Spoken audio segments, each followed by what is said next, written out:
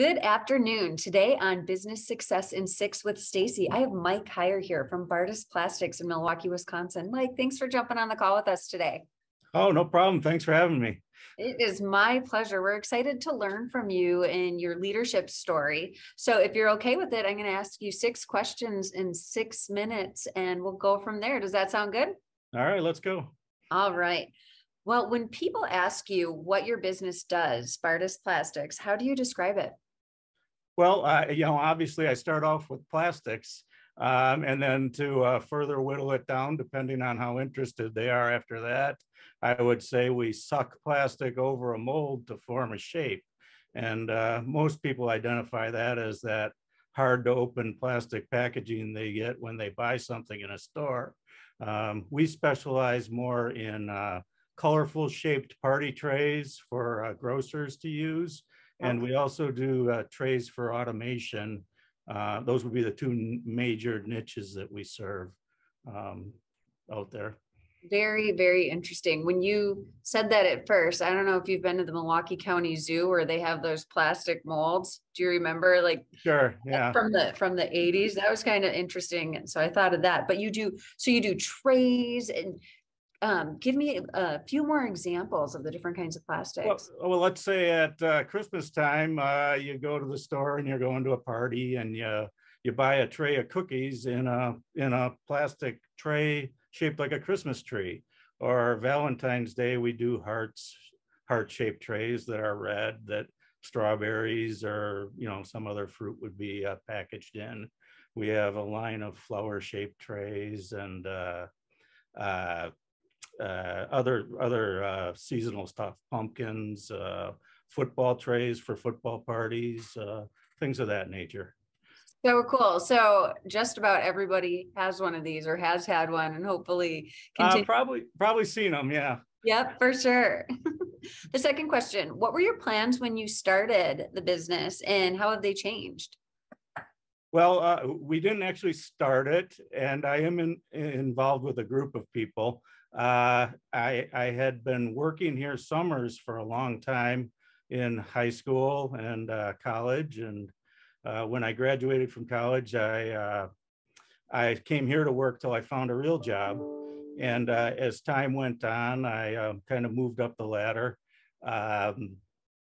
At one point, the original owner of Bardes Plastics passed away, and at the time, the company became up for sale, and a couple of us took that as an opportunity to buy in and maybe improve on some things we saw, and contribute and grow, and so 20 years ago that happened, and we've been getting by ever since. What a cool opportunity you had. And that's really neat so you knew the business from way deep down in how you wanted to take it over. Yeah, more of an outsider looking in, but there were the seasonal party tray kind of thing. They really didn't do much of that at the time. They had one large customer that kind of drove the business, and they were very seasonal. So they would work really hard all summer, which was my opportunity to get in. And then they'd ship everything for Christmas, and then they'd kind of slow down and get ready for the next big push the next season. And that was about 65% of the business at the time. And it kind of kept them from growing other segments of the business, and really kind of just hamstrung them. So that was one of the opportunities that we saw, back to that question, was to add seasons, get more involved the rest of the year, and kind of grow things. Yeah, so you're not doing those crazy ups and downs, right? More consistent income. That's brilliant. What is the biggest way you impact the community?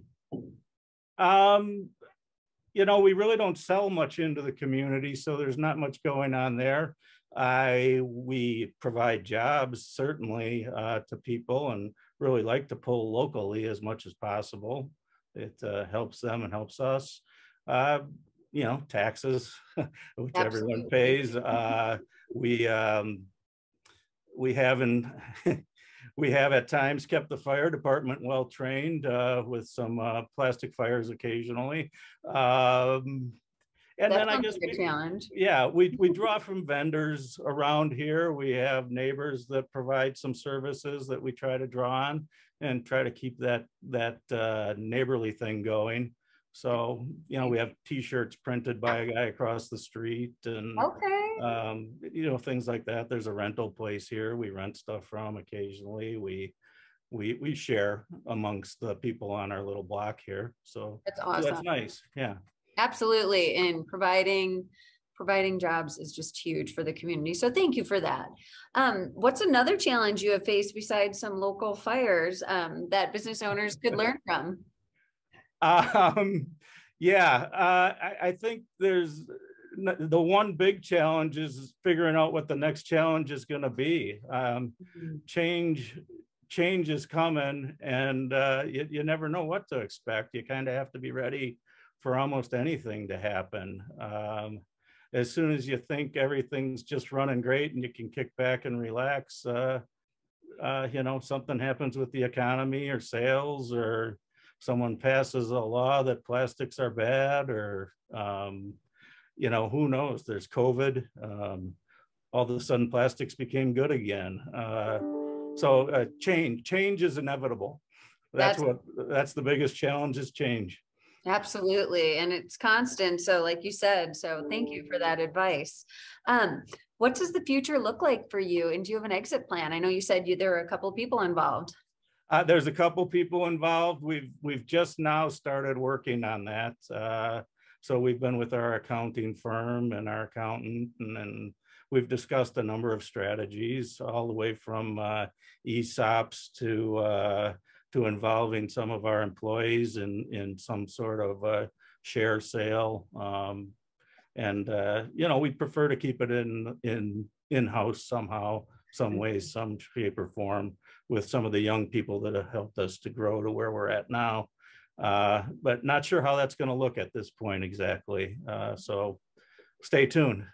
Sounds like you got some work to do there, but you know where you came from. So definitely Right. there. All subjects open. What inspires you most? Family, my wife and kids, the challenges they deal with every day. You know, that's kind of why we do this. Faith, family, not so much country anymore. I probably shouldn't say that, but some days that's a little disappointing. But the people here, you know what, we've got some good employees, and when we're working together and everything's clicking, it's fun to be here, and it's fun to take on the next challenge. So That's great. kind of an everything answer, but that's really what it is here. Absolutely. Well, thank you so much today for your time that you've shared, or in your advice you've shared with our clients in our community. Is there any last words you'd like to say before we jump off the call? No, I'd say thanks. Thanks for spending the time, and I hope I said something that was worth saying. Absolutely. And you know, a lot of times with our clients in our community, we'll say one thing that we didn't even think was that big of an impact, but it makes a huge impact in somebody else's day. So thank you so much again. Thank you.